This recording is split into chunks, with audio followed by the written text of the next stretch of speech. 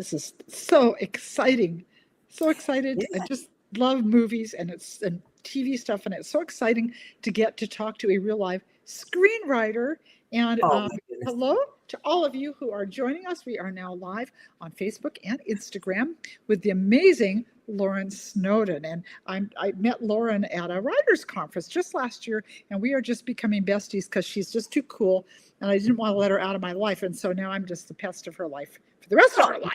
not at all. So that's how it's Not at going to all. be. She's stuck with me. Anyway, I'm very excited, Lauren. I'm going to make sure my screens are properly working here so I can see if anybody has comments or questions. Hi to my, some of my Insta people are already here. Thanks for joining us, you guys.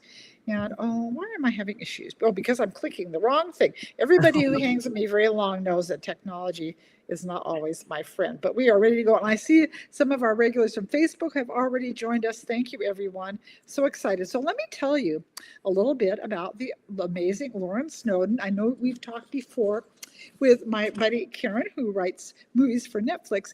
Karen is a whole nother branch of that. And she not only writes, she teaches. So let me give you, I'm going to read this biography so I don't mess it up because it's very impressive. So Lauren, she grew up in a small Central Coast town with a culturally and economically diverse population, which has given her widely varied perspective on life. Her life experiences are ingrained in her work. They have gifted to her a unique voice and vision as a storyteller. And I'd like to take a quick aside there. I think we all, guys, keep that at the back of your mind, that you all have your own unique visions too. And I know Lauren's going to encourage you in that. But on to the more stuff about the fabulous Lauren. So she wrote and directed her first TV pilot titled The Reason, which made a splash in Tribeca at the New York Television Festival. Her short psychological thriller, Prodigal, I love that title. That is so cool. Prodigal aired on CBS. And most recently, her murder mystery, Redemption in Cherry Springs, premiered on the Hallmark Movies and Mysteries channel. Oh gosh, we have such a celebrity with us, you guys. That is so cool. So Lauren, when she's not writing amazing hits, is a professor of film studies at Moore Park College and serves as program lead for the discipline. Whether directing music videos and web series or writing novels and movies, Lauren's passion is to tell transformative, I love that, transformative stories that encourage and inspire others to embrace life's journey with grace and hope. And that we certainly need a lot of that these days, is the grace and hope and inspiration. And also, you guys, and I am going to have put up a link a little later on the Facebook and the YouTube channels for those of you, because Lauren has also launched a new business last year. It's called Art in Us Creative Consulting. And in that, she will mentor you, coach you in screenwriting. She offers script notes and all kinds of things. And so Lauren is a wealth of information, and we're just going to scratch the surface with her today. So again, hi to all our gang who has joined us here. And if you have questions, I will try and be on the lookout for those. And so we can ask Lauren questions as we go along. But first, I want you to get to know her just a little bit. So Lauren, I mean, I know you had family that worked in this business, but what led you to want to be a screenwriter?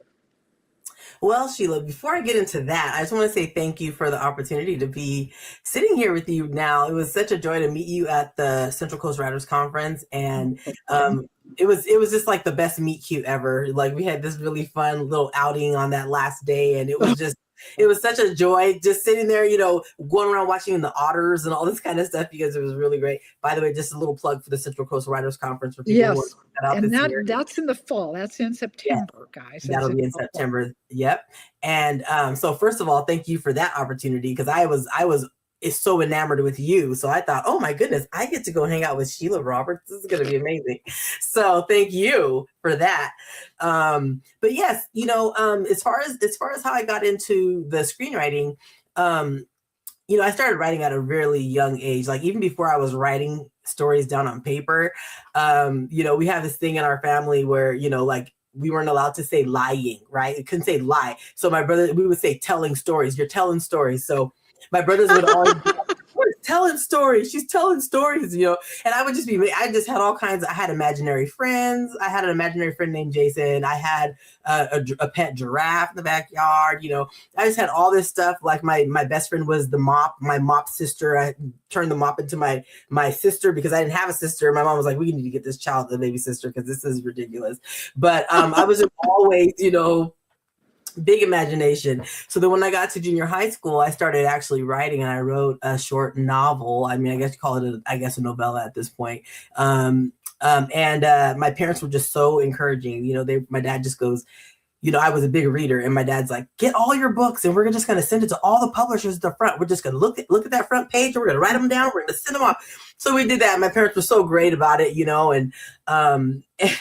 and of course, they all came back. You know, none of them were even open. It was like, sorry, they put it inside another envelope. We're like, sorry, we can't read this. It's unsolicited, you know. So I started off with my first like 32 rejection letters at the age of 12. So, Oh, gosh. so anyway, so that's kind of, you know, what, you know, that was my first venture out into actually writing and, you know, trying to get a story out there for people to see it. And then when I got to high school, I think I was in the 10th grade, I think. I did like an open casting call for commercial acting. And then I ended up getting recruited to be a commercial actor. So I was going to this commercial acting school and all this kind of stuff. It was every weekend, every single Saturday for like, I think a year or two. And went every week, and my brother would drive, my parents would drive us. They would just take turns driving me down to Beverly Hills for these classes. And it was so funny. About maybe halfway through it, I realized, you know, I don't like how I look on the camera. I don't want to be on camera. And I was thinking like, oh my gosh. Like I remember it was like I want to say it was a Cheerios commercial. And I remember they were like, okay, so they're like, okay, so just, this is your line. Go stand in front of the camera and just whatever comes out, right? And I was just like, oh my gosh, this is like so embarrassing. Like, I don't want to be up here. Like I was super self-conscious. The whole screen, I'm like, oh my gosh, you're gonna be looking at me. The whole time I couldn't get out of my head. The whole time. And so they played it back for us and they said, okay, now let's review our tape. What do you think about this? And I was like, I don't like my voice. What do you think about this? I don't like how I look on camera. It was like everything, you know, and I was thinking, you know, I feel like I have much more passion about creating the characters who are going to be on camera rather than being the characters on camera. And so at that point, I kind of said, you know, I think I want to just focus more on my writing. And so I kind of leaned, you know, more heavily into that. I finished the acting stuff and everything, you know, but I just didn't, it just was not my favorite thing. And so, but what I was passionate about was all this television shows that, you know, I grew up on that had really inspired me. And I thought, you know what, I really want to be able to see more people who look like me. This is, you know, I grew up in the 80s, and, you know, I was born in 1978. So, you know, the 80s and the 90s, that was my, you know, my formative years. And, you know, there weren't a lot of shows out there, but I will say that probably one of the biggest inspirations that I had actually were shows like Different Strokes and The Cosby Show. Those are two shows that really, really, really stuck with me. Yeah. And one, you know, Different Strokes, I love the fact that it was a mixed race show, and that it was these young Black boys that were being raised by this white father. And The Cosby Show looked a lot like my family. You know, my parents were educated. My dad was a college professor. My mom was a college counselor. And, you know, we had, our experiences, I felt like, were very parallel. And so with that, I felt like, you know, I want to see more of that. I want to see more people who look like my family and my experience. And so at that time, I just decided I wanted to start writing screenplays. So my uncle, who's, you know, he's for sure he's like my biggest cheerleader, my champion for sure, ended up sending me, my grandparents told him, you know, when I was in high school, you know, Lauren wants to be a screenwriter. And my Uncle Michael was like, here, send her this, give her this stuff. And so I remember it was double bagged in grocery bags, 2 white plastic grocery bags. And I opened it up, and I still have every book he gave me. They're right back there on my shelf. But he gave me a copy of Creative Screenwriting. And it was the issue that Billy Bob Thornton is on the front of, because they were promoting Sling Blade. And so One False Move and Sling Blade had come out that year. And so he was on the front, and then he gave me a copy of Script Magazine. He gave me the first commercial feature that had been made for me to read. It was called Bound. It was by the Wachowski brothers at the time, now siblings. And and 3 scripts that he wrote. And so he wrote a note in there and he said, okay, now read all this stuff and write me a script. So when I was in the 11th grade, now I'm in the 11th grade and I'm reading through all these books, all these magazines, and just studying, the format and all this. And I remember when I read the script for Bound, and I was blown away. Like I imagined it in my mind. I could see everything that was on the page. And then I went, and my parents took me to Blockbuster Video to rent the movie, and I watched it and I thought, oh my gosh, that's just how I imagined it in my head. It's like, well, maybe I could do something with this, And so that was like my first real foray into screenwriting specifically. And I thought, oh my gosh, I could really live here. I could live here. So I wrote my first screenplay, and my uncle had me down. I went down and stayed with my uncle for the summer for a week, and he read my script. He gave me notes. We talked about movies and all this kind of stuff, and I just absorbed all this, passion. He was working on a show called In Living Color at the time, and which amazing. I mean, amazing writing credits. But I mean, he was a phenomenal writer, and he gave me, the scripts that he had written, and I read those scripts, and I asked him about them. He told me about his style of writing, his voice, how he, formatted all this stuff. And I just took all of that and I just kind of kept building on it. And that's kind of how I started writing screenplays. And then when actually I was going to go to medical school. So my whole high school, I was actually studying to go to medical school. And I thought, oh, well, I'll just pay my way through medical school writing screenplays. I'll just sell screenplays and pay. Totally delusional. Like, I don't know where. My imagination. Yeah, I had a big imagination. I imagined I could pay my way. And, so anyway, but then I ended up getting recruited to play basketball in college, which I wasn't planning to do. And so basketball and college didn't go well. I mean, school for me didn't go well together because, basketball is like a full-time job when you're a student athlete.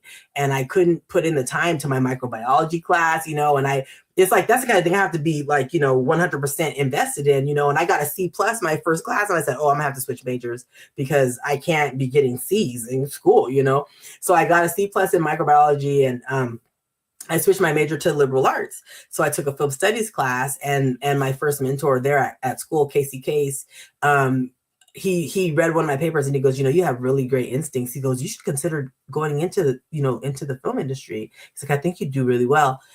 And that was kind of like the thing that really made me think, well, maybe this should be my path, and maybe it shouldn't just be me doing it as a pastime. And so, then I went to my parents and told them I was thinking about changing my major, and they said, well, we were wondering how long that was going to take. So I guess they weren't surprised at all. So I guess I was the last one to that party. So that's in a nutshell. Well, so a couple of things jump out to me as you're speaking. And one of them, of course, is it does help to find someone who knew something about the industry. You found a mentor, but you studied. I mean, you read everything he gave you, studied all those scripts. You didn't just say, I'm just going to become a screenwriter and off I skip, into the sunset. You really did the work. And I think that sometimes that and things always look so glamorous on the outside. Well, that just looks so glamorous. People don't see you kind of banging your head on the typewriter going, they don't see you on your third rewrite of something. They don't see you, trying to make this, whatever it is, all come together. But the fact that you persisted, that you found a mentor, someone to help you. And guys, that's a little plug for what Lauren is doing now with her new business, because, and again, I might make sure I don't say it wrong. Art in Us, creative consulting. Because it's really important. If you don't happen to know somebody who's in the business, well, then the next best thing is to take some lessons and classes from someone who has been in the business or is working in the business or can help you. And that brings me also to the importance of, if you're wanting to do something in the arts, I don't care what it is, if it's drama, if it's music, if it's writing, you need to go to the proper conferences and gatherings where you can meet the people who know something and can help you and who are on the same journey. Wouldn't you agree with that? Absolutely. It's there's definitely not one path either. I mean, it's very important to say that. I think my path has been very unconventional, actually, and it's pretty funny because I feel like you think it's like they say the shortest distance between 2 points is a straight line. My line has not been even a little bit straight. Like, it's just like, I feel like it's just doing this the whole time, I'm still like, what exactly is, and the thing about it is, it's like, I've gone to film school, and then I got my master's in film studies. And then, I've gone through writing programs and incubators and digital labs and all kinds of different, different places where I was able to network with all kinds of different, professionals in the industry, different educators, things like that. But then there's also just been like me, working on sets and, because of the friends that I do have, they're in the business and they need help on this. Hey, can you come out and help me with this? Can you, AD for me, assistant director, right? Or can you do X or Y for me on this project, or just come out? I'm like, hey. So I did a lot of that too. And so I remember when I first got to film school, before the summer before school started, I came down and I was just looking. I remember at that time it was like, I think it might have been Craigslist or something, looking to see like who was making movies and everything. Back then, it's like, Craigslist was pretty legitimate, and people would put up there like, we're looking for a PA, or looking for, costume, or looking for whatever it is.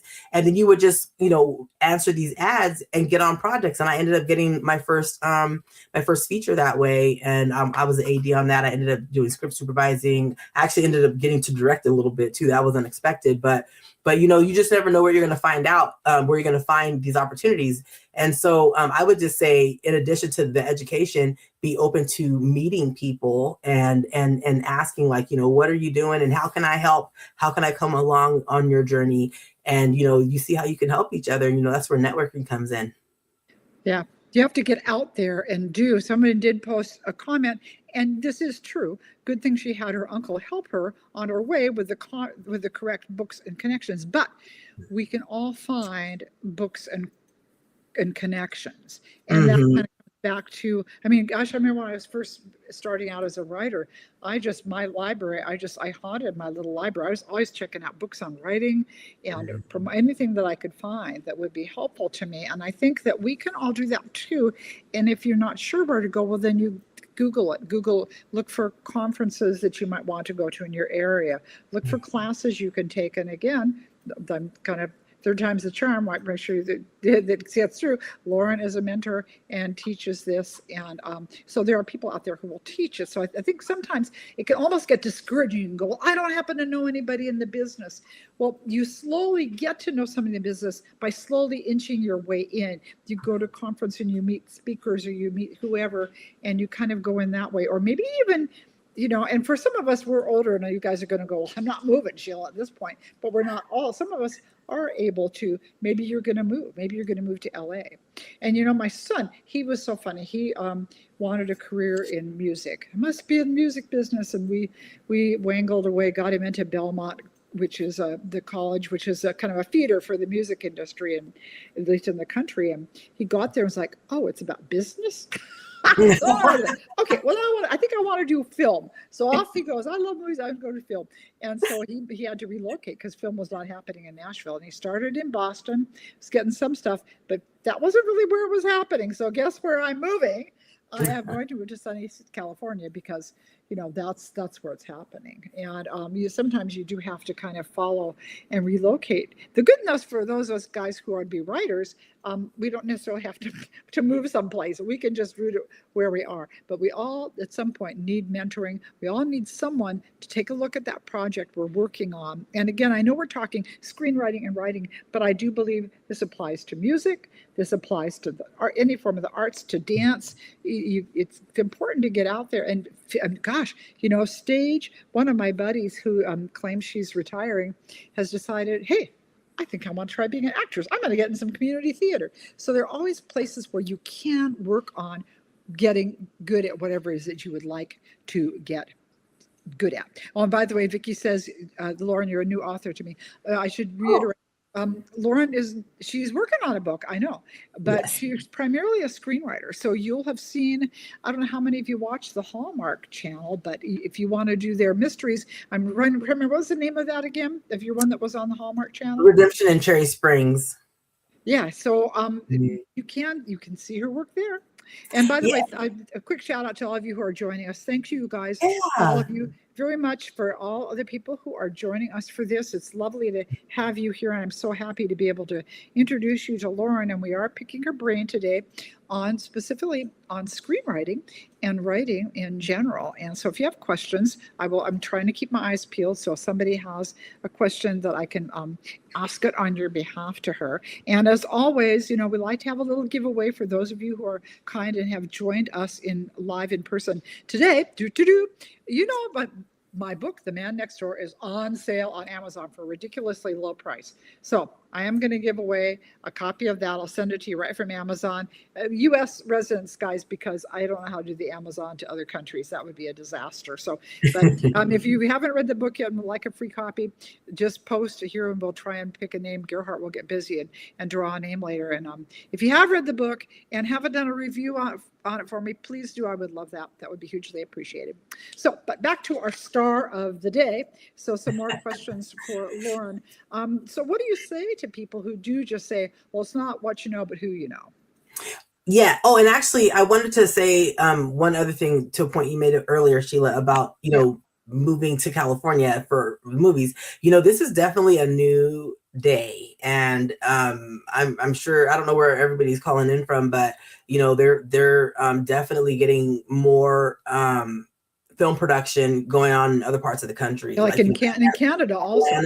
Well, for sure, Canada's always been a big, Canada, and Hallmark loves Canada, but, and the Pacific Northwest, like those are places where, they tend to go. I mean, but look, even, my uncle who wrote like White Chicks and Scary Movie, right? These Wayans Brothers films, they filmed those movies in Canada, and so that's always been a thing. But here, like, Atlanta, Texas has some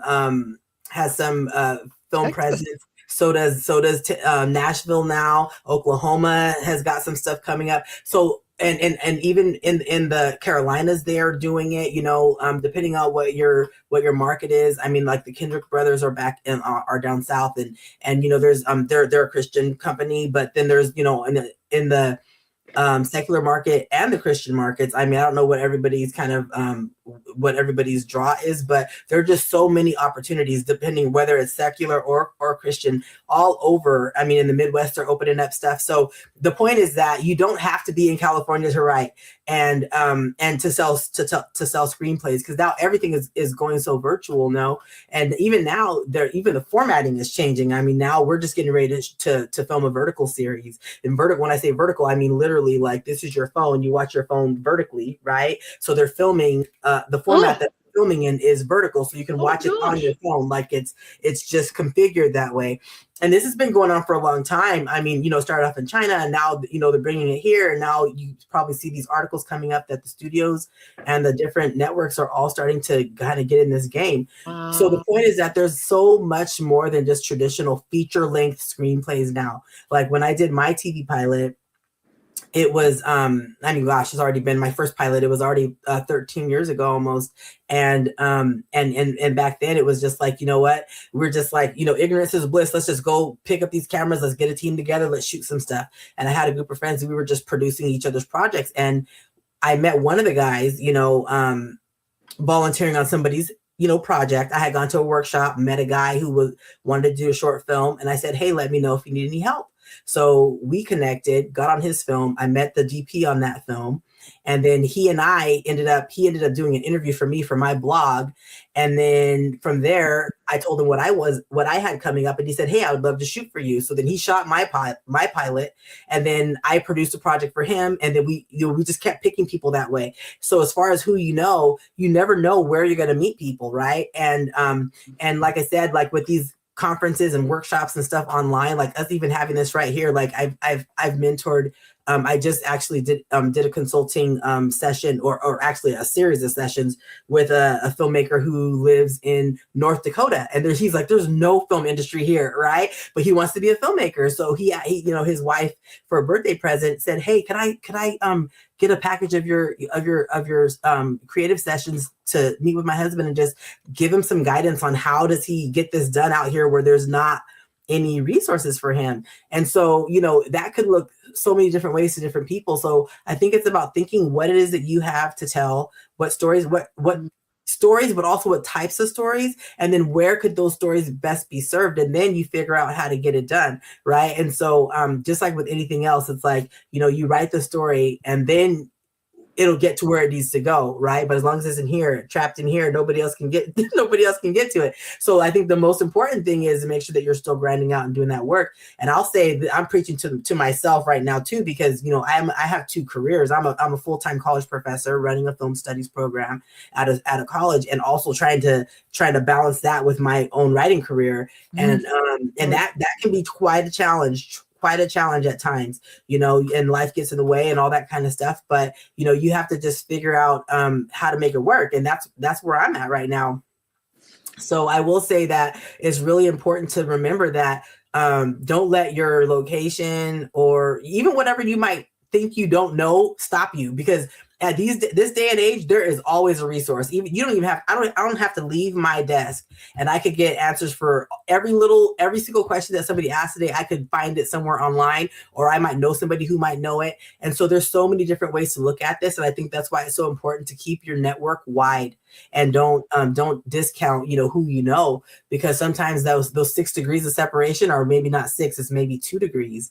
And so it's kind of like thinking about, who do you know, and asking questions and being willing also to share that information. That's how we grow, like iron sharpening iron, right? We help each other to get where we want to be. So just keep that in mind, that no matter where you are, you can still achieve whatever it is that you want to achieve. I think sometimes it's just about figuring out how to get those pieces to work together to get there. And it's kind of like driving a car. You really can't get anywhere until you start the engine. Yes. And take your foot off the brake. Yeah. You could sit here all day and say, I'd really like to, and fill in the blank, and whatever that is, guys. It's just so easy to say, but I really like to. And then we start coming up with the excuses, and the fear creeps in, and the insecurity, and I can't do this. And it's kind of like, well, you don't really know until you try. And just like learning to drive a car, you get better the more you drive, or learning a sport. I have to laugh. I was out playing tennis I'm determined to play tennis till I drop. And I'm like, I am not a natural jock. I've been trying to play these games since I was 13. And I thought, oh my gosh, and every time, and especially in winter, because right now we don't have an indoor court, that I'm nowhere near an indoor court to play in. So it's like I get out and it's like, today it was like Lucy plays tennis. I was just so bad. But I thought, I don't care, I'm going to do it. And the more you get out and do it, once I get back in the rhythm, I'm pretty good. But sometimes it takes a while to get into that rhythm, and you just have to get in there and start. So try and start writing. Try and start write that song. Dabble in that painting. Take a painting class. And there's so many classes we can take through our local park departments that are very affordable. So don't give up, guys. Whatever it is that you're thinking you'd like to do, or if it's starting a new business, and be taking those business courses, be learning from people who know, and let's get out there and get the car moving. So my dad always says that. He says you can't steer a car that's not, it has to at least be, it has to be at least a neutral so you can push it, right? Like you can't steer a parked car. So moving in any direction. But another thing too, and by the way, I just realized, I was like, I don't see anybody, but I clicked on comments and I'm like, oh my goodness, look at all these comments. Hi, everybody. I know, we're so busy talking. Cool. I'm trying to make sure if any questions have come through, you guys, I apologize. I haven't seen any. If you do have any questions either. But one thing I did want to say too, to your point about like, it doesn't matter what industry it is. So for me, I write screenplays, but I also write books. I'm working on 2 books. One book is, kind of about my brand, Art in Us Productions. I always like to plug this too, just for a little inspiration for people on the call today. When I was in film school, 1998, I was in film school. That was my first year transferring down. I went to Cal State Northridge, and that year, Ving Rhames got the Golden Globe for his performance as Don King in Only in America.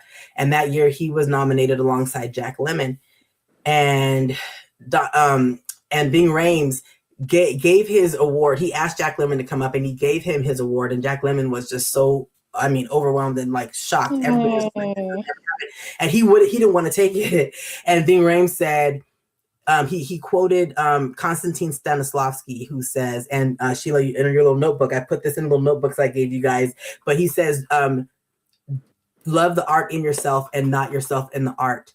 And so it's like, And then 1998, that floored me. I took it so to heart that right then I came up with the production company, the name for my production company, which is Art in Us Productions. And what does that mean for me? It's like, you know, what is the art that we all have gifts. We all have gifts. We all have passions and things. And our gifts are given to us so that we can bless other people. All right. Those things aren't put in us so that we can just hold on to them and keep them in here and not share it. So, so Art in Us is all about me coming alongside people and helping people to tell their stories. And also for me, like, what are the stories that I feel compelled to share with the world, right? And how can I help other people tell their stories? Yeah. So I already had Art in Us production company. We've been doing all kinds of stuff. I'm doing music videos and TV pilots and short films and web series. But now last year, and actually the whole consulting thing came up kind of accidentally. I mean, I didn't see myself coming up with a consulting business, but I kept having people ask me to consult for them. Hey, can you help me with this? Can you help me with the screenplay? Or can you help me with figuring out how to make this film or whatever it is? And so the reason why I bring that up is because art is not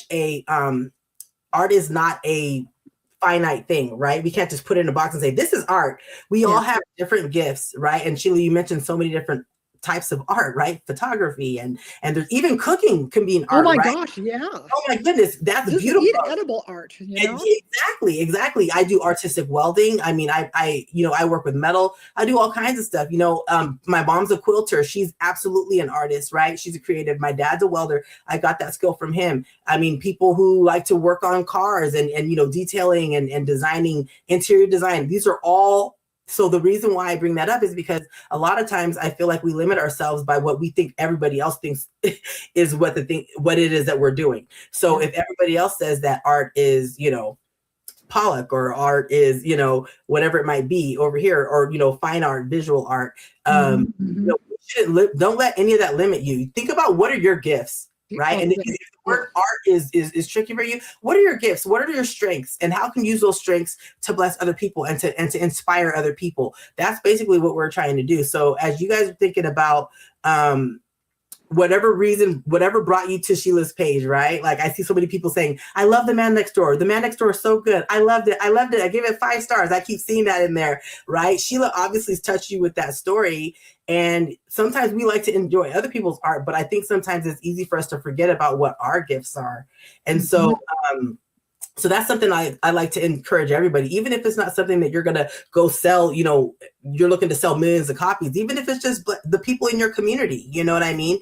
And Sheila, you mentioned community classes. The library has really cool classes. I'll tell you one thing. My sister and I, we just started this, joined the public library doing a junk journal book club. Well, I've always been into bookbinding. I've always been fascinated by bookbinding, and I've never gotten into it. And you join this book club, and the librarian will, you know, stitch your book. You pick your pages, and she stitches them into the book. You know, a book cover for you, and then you have your little book. Well, it's so cool. It's so cool. I live out of town, and I mean, she's taking these little. I think I don't have it sitting here, but I have this. This is an example of one that they use, like one of these books, these little Reader's Digest, right? Oh, and yeah. Put it all out, and then you put your pages in here, like different kind of pages. And then, but the thing about it was I live out of town, and I said, you know what? I don't want to wait 2 months to get my book, to have the lady do my book. I'm going to see if I can figure it out for myself. So I learned how to bind books, and I made my own book. And I'm like, oh my gosh, now I have a new hobby that I didn't even expect to have. So all that to say that creativity is everywhere. And if that inspires you, like you do one thing, it'll inspire you to something else. And so I feel like this is, you know, while we're talking about writing, I'm a writer, but I get so I just looking at books makes me teary-eyed, right? I just love books so much. As you can see, this is part of my bookshelf over here. But you know, it's just like there's whatever the thing is that brings you joy. How do you dig into that? Absolutely. Absolutely. You're so right. And so we did have a question coming in. I better do that before I forget. So Cindy wants to know, what are your thoughts on book to movie screenplays? My thoughts, okay, Cindy, can you be a little bit more specific? My thoughts in what capacity? Like in what context are you thinking? Like, Cindy, do you want her to say she thinks they're sucky, or do you want her to say? I mean, the process, do you mean like, what do I think about people making books into movies? Or are you looking for me to say like some that I really think did a good job, or, because I mean, obviously, in general, I guess I could start while we're waiting for your response by saying that, books to movies, I think is a privilege for one. One thing is, and I know Sheila, you could actually speak more to this, because I don't know I'm sure you already talked to him about this, but I was so blown away to hear how many Hallmark movies have been made out of your books. 9? We had no. I've had different channels. I've had 3 and a spinoff. But I should mention too, and it's important for people to remember, we're talking apples and oranges in a way, because a book, you have so much more time to delve into character and to do all these different things and plot points and things that there is not time in a movie or a TV, maybe in a TV series more, but it's very difficult for follow the book. One of the movies I remember that I thought did such a good job were the Hunger Games movies. They really followed the books very accurately, but they did a whole series of them to make sure they were accurate, and there just isn't always time for that. And so it can be very hard to capture everything in a book on a screen. And I know for many of us, I know Kristen Hanna's got about 1 million books that are being made into movies right now. The Nightingale hopefully will be coming out soon. And, and it will be really interesting to see what the producers do with that, because it's such a beloved book. And that's kind of the chance you take with the movie. People always, well, the book was better. Well, but sometimes it's just the book was different. Different. It just different. But I'm not looking, I don't see controversy. Yeah, whether the book can be better than a movie. I mean, and a lot of that, all of that, I think a lot of that, it has to do with the fact of, like, one who, pretty much anybody, there's no laws about who can option a book. Like, anybody can, right? And so if they can get the money to get it done, great. If they don't have a good pulse on what that story was trying to do, or what the thing was that connected with the reading audience, they may miss the mark, right? Like, so Sheila, I don't know how do you feel with the books that have been adapted that are yours? Have you felt like they've done an adequate job, like a sufficient job with that adaptation, however it went? Well, I worked with wonderful people. Oh my gosh, everybody has just, it was always a delight to do this, but it was definitely different. And these guys have heard the story and the whining before, especially with Christmas on Candy Cane Lane, when they bumped off my anchor character in the series. I'm like, wah! But, that's how that goes. You have to let it go and let somebody else have fun with your creative brain baby. And that's just, but yeah, that's partly, Cindy, why they're so different, because they're kind of 2 different animals. But okay, so a couple more things and then I'll let you go. But do you have, if you could sum it up in one sentence of inspiration for people who are just perched on the edge of following that dream or pursuing that talent, what would you say? Oh, wait, can we stick a pin in that for 1 second? Because I feel like one more, if I say, what was her, Cindy? Oh, Cindy, yeah. Cindy, just really quick, along with that too, because I feel like that wasn't a direct answer to your question. But what I will say, coming back to what I said about it being a privilege, one thing I will say is, as a writer, because I'm assuming that most of the people that are in here are authors, right? We're all readers and book lovers. So we're all readers and book lovers. Okay, so for the people who are writing books, right? If somebody is writing a book and they want that book to be turned into a movie, there's a lot of benefit to having the book first, right? And it's called IP, so intellectual property. So there is a lot of value in, and I know the reason why a lot of times they go to books to find what they want to make a movie. They go, oh, this book was really popular, let's make it into a movie, because they think, and to Sheila's point, they are apples and oranges, and sometimes it's not the same audience. So that's one thing that gets missed a lot of times, but it is a real benefit to have a book. If you're an author, like that's what I'm doing right now. I have a movie that I'm working on, but I'm writing the book first. It kind of gives you more creative, it gives you more creative control, because now it's like, okay, people know, it's like it legitimizes the story, right? It's not just a screenplay. If somebody buys the screenplay, it's like, we bought the screenplay, but the mass audience is not going to know what that story was until the movie comes out. When you make a movie out of a book, all kinds of people have read that book already. So then it's like you have to be kind of held accountable. Like, they kind of hold your feet to the fire a little bit. And so I feel like it does help to preserve the the integrity of the story a bit, and so I would be curious to know what you all thought about Housemaid. I didn't know anything about Housemaid being a movie. I mean, it being a book, and my sister wanted to go see the movie. We found out it was a series, so then I went back and read the book afterwards, and I was actually pretty impressed with the adaptation of that. I thought they did a pretty solid job. It was almost, I feel like that was a very cinematic book, and I feel like they got almost basically everything in there. So I thought I was really impressed with that. But Cindy, I don't know, and if you want to talk more offline or send me a message, I'd be happy to answer it. But I just wanted to say that part because I feel like for perspective, like functionality and like from the business mindset for the writer, having the book first, it's like it gives you a bit of protection, creative protection in a way, right? And then from the business standpoint, they're gonna say, hey, this book was really popular, so we think it's gonna we can do well with this movie. Yeah. So but yeah, so back to the other question at hand about inspiration. Yeah, give us one sentence of inspiration. Yeah, I feel like I'm going to go reiterate what something I already said, which is when I was talking about art, that Konstantin Stanislavski, honestly, that's my inspiration for you. It's like, what is it that you have in you that you can give to the world? Like, what is it you have in you? Because, that quote has been life defining for me.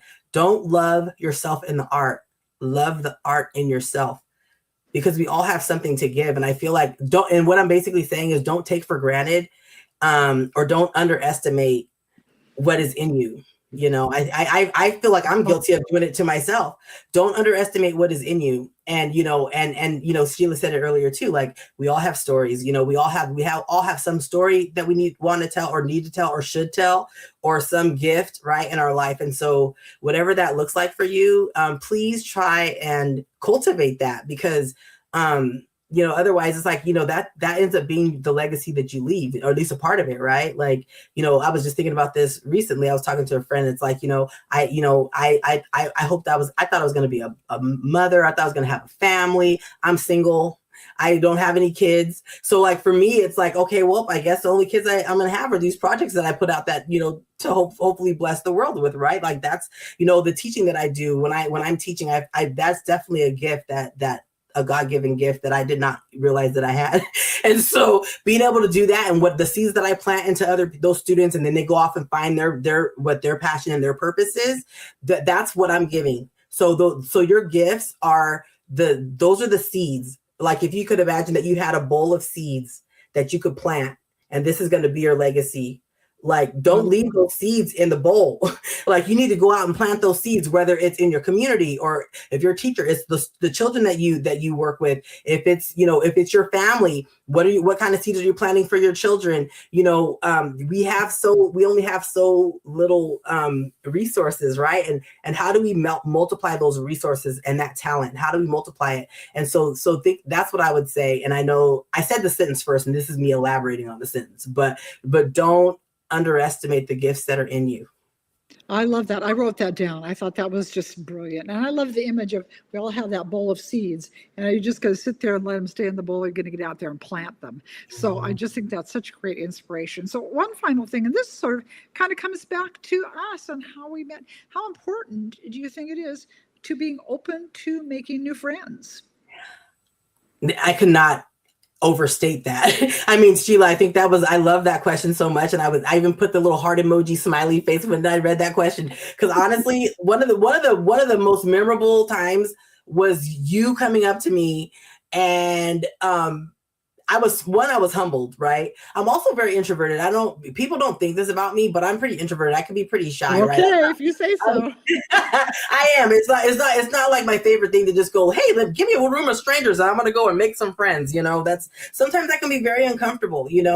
I was fortunate that I kind of, my I guess knowledge kind of went ahead of me. So that was kind of like my bit of a greeting to you to come to me. But I was so humbled that you came up to me, then that you had, that you were so complimentary, but I was just more like, okay, so what do you do? And then I was blown away to hear what you do, right? I was like, oh my gosh, I need to spend time with you. I would love to just, to just absorb your life, your friendship, and the love, it was just such a it was such a wonderful experience, you know, and we wouldn't have been open to that experience. One, had I not put myself out there to go do something that I hadn't done before. Yeah. Two, had I not been open to the one-on-one conversation. Sometimes you meet people in Costco. You just never know, right? I mean, granted, we were in a very, very like-minded environment, right? So it was already lending itself to that, but don't limit yourself to that, because you just never know where you're going to find a friend. So I think you have to be very, very much open-minded, and also be willing to find out what you can give to the situation too, you know, because find out what the other person's, interested in, and how you can, kind of, and that's what friendship is, collaboration, right? Yeah. Yeah. So I think for those of us, and because I know a lot of readers tend to be a little more introverted. I had to laugh. I was just thinking that one of my buddies is on here. She's my only other lone extrovert friend. My husband's like, how come you're always having people, how come you're not going to their houses? And I realized, because all my friends are introverts. And if I don't bug them, I won't see them. And so if you do happen to be a little more extrovert or you're introverted and you're a little nervous about it, there's always one kind thing you can find to say to somebody. If it's somebody you're meeting at a conference, oh, I enjoyed hearing your talk, or oh, I like your hair. Oh, I love your shoes. I don't know what you guys are going to say to each other, but I'm doing girl talk now. Yeah. One nice thing you can say I love your smile. And gosh, wasn't that an interesting talk?